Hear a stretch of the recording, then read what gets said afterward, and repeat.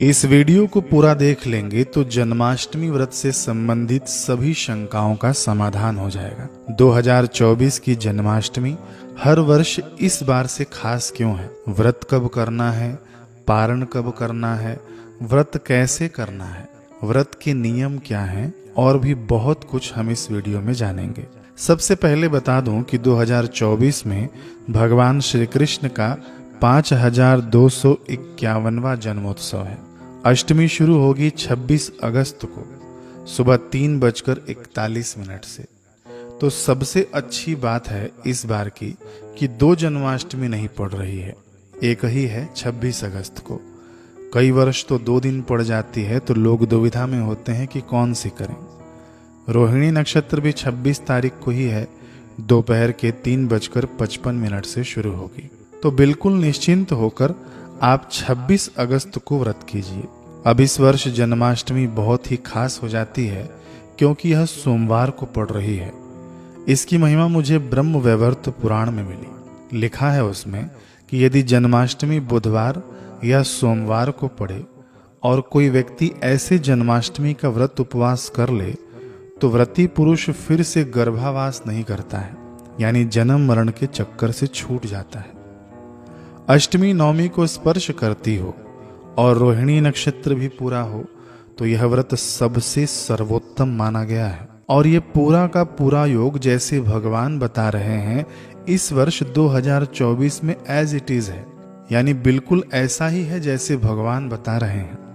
भगवान आगे कहते हैं कि सैकड़ों वर्षों में भी ऐसा योग मिले न मिले कुछ कहा नहीं जा सकता। ऐसे उत्तम व्रत का अनुष्ठान करके व्रती पुरुष अपनी करोड़ों पीढ़ियों का उद्धार कर देता है। भगवान आगे बता रहे हैं कि किसी के पास यदि उत्सव मनाने के लिए, पूजन करने के लिए पैसे नहीं हो तो कोई बात नहीं, वह व्यक्ति केवल इस दुर्लभ योग में उपवास मात्र भी कर ले तो भगवान माधव उस पर उतने ही प्रसन्न होते हैं। कितनी अद्भुत महिमा है कि केवल आप उपवास कर लेंगे तो भी भगवान की प्रसन्नता आपको मिल जाएगी। यह बात पद्म पुराण में भी आती है। ये श्लोक देखिए, इस श्लोक में भी यही वर्णन है। इसमें कहा गया है कि सोमवार या बुधवार की जन्माष्टमी का व्रत पितरों को प्रेत योनि से मुक्ति देता है और करोड़ों कुलों को तार देता है। तो ये जो भी मैंने बताया है बिल्कुल शास्त्रीय बात है, आप ब्रह्म वैवर्त पुराण में देख सकते हैं। मैं कपोल कल्पित बातें बताने में नहीं मानता, मेरे गुरुजी ने सिखाया है। अब आगे सुनिए। व्रत आपको करना है 26 अगस्त को। हो सके तो आप व्रत निर्जला कीजिए, यानी आपको कुछ खाना भी नहीं है और जल भी नहीं पीना है, बिना कुछ खाए पिए। और यदि यह संभव नहीं है तो केवल आप जल पीकर भी व्रत कर सकते हैं। यदि आवश्यक हो, जी हाँ, यदि आवश्यक हो तो आप गाय का असली दूध ले सकते हैं। मैं असली इसलिए कह रहा हूँ क्योंकि शहरों में जो लोग रहते हैं उनके पास डेयरी का दूध आता है। असली है या नकली अब कौन बताए। यदि दूध नहीं हो तो फल ले सकते हैं, लेकिन फल आप तभी लीजिएगा जब आपको बहुत आवश्यकता हो। जैसे कोई वृद्ध हो, कोई बीमार हो तो उनके लिए चल जाएगा। बाकी जो लोग कर सकते हैं व्रत तो कड़क व्रत कीजिएगा। मैं कहूँगा कि आप निर्जला रहिए और नहीं हो सकता है तो आप जल पीकर ये व्रत कीजिए।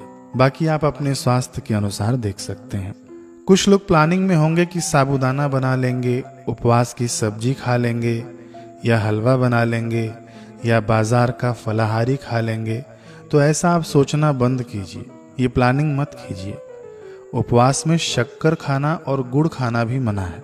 लोग गाजर का हलवा बनाते हैं, लेकिन गाजर का हलवा उपवास में नहीं चलता है, ना एकादशी में, ना जन्माष्टमी में, ना किसी अन्य व्रत में। तो ये सब खाकर आप व्रत उपवास का सत्यानाश मत करना। 20 करोड़ एकादशी के पुण्यों का सौदा है, थोड़ी तपस्या तो होनी ही चाहिए। क्योंकि इस दिन आप व्रत उपवास कर लेंगे तो आपको 20 करोड़ एकादशी का पुण्य लाभ होगा। और सबसे इम्पोर्टेंट बात मैं बता दूं, जो आप लोग कमेंट में भर भर के पूछते हैं कि चाय पी सकते हैं क्या, तो चाय और कॉफ़ी बिल्कुल नहीं पी सकते। अब कई लोग कमेंट करेंगे कि चाय और कॉफ़ी क्यों नहीं पी सकते। तो देखिए, बहुत सी ऐसी चीज़ें हैं जिसको नहीं खा सकते, उसका कारण तो आप नहीं ढूंढते। केवल चाय और कॉफ़ी में ही कारण ढूंढ रहे हैं तो चाय और कॉफ़ी नहीं पीना चाहिए। अब आगे बढ़ते हैं सबसे विवादित बात पर कि व्रत कब खोलें, पारण कब करें। तो इसमें 3 मान्यताएं हैं, मैं आपको तीनों बताऊंगा। सबसे पहली मान्यता के अनुसार आजकल जो लोग करते हैं 12 बजे के बाद भगवान का जन्म हुआ, उत्सव मनाया, पूजन हुआ और उसके बाद व्रत खोल देते हैं। यदि ऐसे ही आपको पारण करना है तो आप इस बार रात्रि के 12:47 के बाद ही पारण करना। 12 बजा और तुरंत पारण कर लिया, ऐसे नहीं। 12:47 तक निशीत काल है, उसके बाद ही आप पारण करना। दूसरी मान्यता के अनुसार लोग अगले दिन यानी सूर्योदय के बाद व्रत खोलते हैं। और तीसरी और सबसे कठिन मान्यता के अनुसार जो पुराणों में लिखी है वह मैं आपको बताता हूँ। ब्रह्मवैवर्त पुराण में भगवान विष्णु जी व्रत खोलने की विधि बता रहे हैं। भगवान कह रहे हैं कि विद्वान पुरुष अष्टमी और रोहिणी नक्षत्र में पारण न करे। अब ध्यान से सुनिएगा, अष्टमी खत्म होगी रात को 2:21 पर और रोहिणी नक्षत्र अगले दिन यानी 27 तारीख को दोपहर के 3:40 पर खत्म होगा। तो भगवान के कहे अनुसार व्रती को अष्टमी जब तक हो और रोहिणी नक्षत्र जब तक हो तब तक व्रत नहीं खोलना चाहिए। और भगवान के कहे अनुसार यदि अष्टमी में कोई व्रत खोलता है तो उसके 8 गुने व्रत का फल नाश हो जाता है। और यदि कोई रोहिणी नक्षत्र के रहते ही व्रत खोल देता है तो 4 गुने व्रत का फल का नाश हो जाता है। देखिए ये श्लोक है, ये मैंने आप लोगों को डराने के लिए नहीं बताया है, बस हमारे शास्त्रों में क्या लिखा है वो आपको जानकारी होनी चाहिए। व्रत खोलने पर और भी अन्य शास्त्रों ने कहा है कि रोहिणी व्रत को त्याग कर रात्रि में पारण न करें। लेकिन जो मैंने पहली विधि बताई है कि जो लोग उत्सव के बाद व्रत खोल लेते हैं, उसका भी शास्त्रों में वर्णन है। गरुड़ पुराण और विष्णु धर्म में कहा है कि तिथ्यांत में या उत्सवांत में पारण करें, यानी जब उत्सव पूरा हो जाए उसके बाद आप पारण कर सकते हैं। तो आप कंफ्यूज मत होइए, जो भी आपका मन करे तीनों तरीकों में से आप उस प्रकार से पारण कर सकते हैं।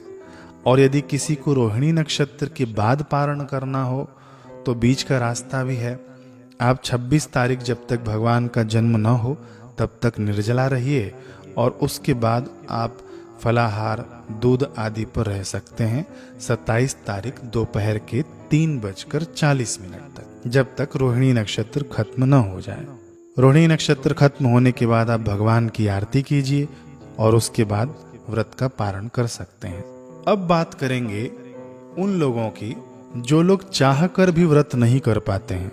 जैसे कोई बुजुर्ग हो, बीमार हो, किसी का ऑपरेशन हुआ हो, कोई छोटा बच्चा हो, गर्भवती माताएं हो या माताओं की माहवारी हो, कुछ भी हो, किसी भी कारणवश जो लोग व्रत नहीं कर सकते हैं उनके लिए क्या कहा है शास्त्रों ने। ब्रह्मवैवर्त पुराण के अनुसार जो लोग असक्षम हैं व्रत करने के लिए, उनके लिए भगवान नारायण बता रहे हैं कि जो लोग व्रत उपवास नहीं कर पाए किसी कारणवश, तो उन्हें किसी ब्राह्मण को खिला देना चाहिए। अब देखिए जन्माष्टमी है, ब्राह्मण ने भी व्रत उपवास किया होगा और आप जबरदस्ती खिलाएंगे तो झगड़ा हो जाएगा, युद्ध हो जाएगा। तो इसलिए भगवान आगे बता रहे हैं कि यदि आप ब्राह्मण को खिला नहीं सकते हैं तो इतनी मात्रा में आप धन दे दें उसे कि वह उस दिन 2 टाइम का भोजन कर सके। ये दान उसी के हाथ से करवाइएगा जो लोग व्रत करना तो चाहते हैं लेकिन किसी कारणवश व्रत नहीं कर पाते हैं। तो एक इतना सुंदर उपाय है हमारे शास्त्रों में। दूसरा उपाय भगवान बताते हैं कि 1000 गायत्री मंत्र का जप करें, यानी जन्माष्टमी के दिन टोटल 10 माला गायत्री मंत्र का जप करें तो उसको भी वही पुण्य लाभ होगा। अब जो लोग दवाई खाते हैं उन्हें क्या करना चाहिए, तो मैं बता दूं कि आप व्रत में दवाई ले सकते हैं, इससे व्रत उपवास नहीं टूटेगा, क्योंकि शरीर माध्यम खलु धर्म साधनम, शरीर धर्म का साधन है। शरीर ही नहीं रहेगा तो आप भगवान की साधना कैसे करेंगे।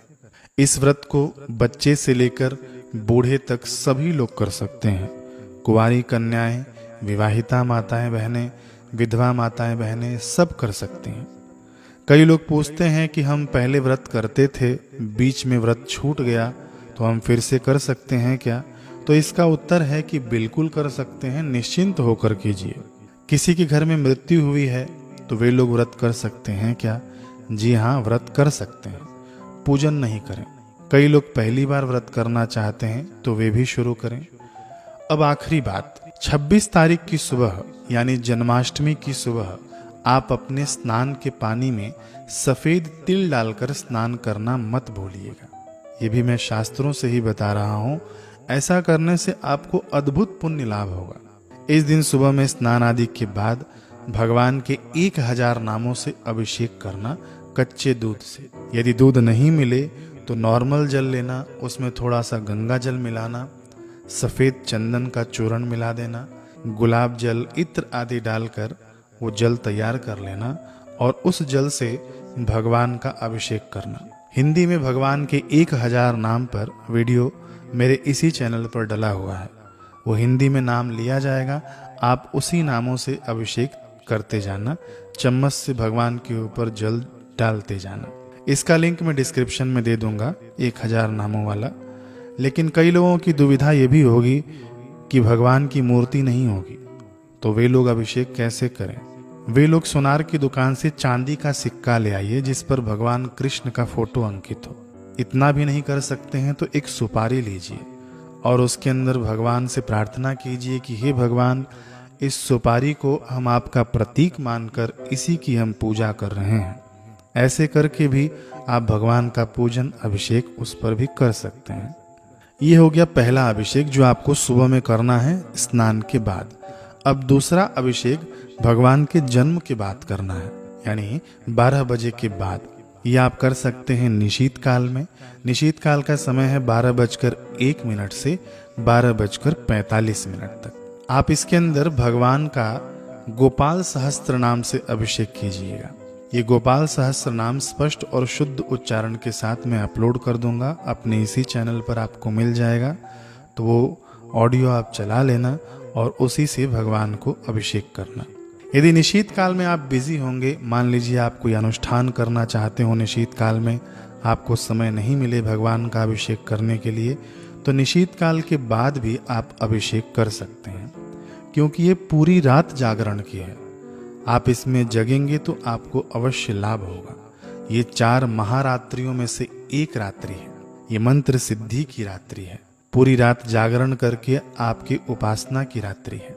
वीडियो बहुत बड़ी हो गई, लेकिन आशा करता हूँ कि इस वीडियो से आपको सारी चीज़ों की जानकारी मिल गई होगी। अगर कुछ जानकारी रह गई है तो आप कमेंट में पूछिए, उस पर भी मैं वीडियो बना दूंगा। इसको शेयर कीजिएगा और जन्माष्टमी से संबंधित और भी वीडियो आएगी। तब तक के लिए हरे कृष्ण।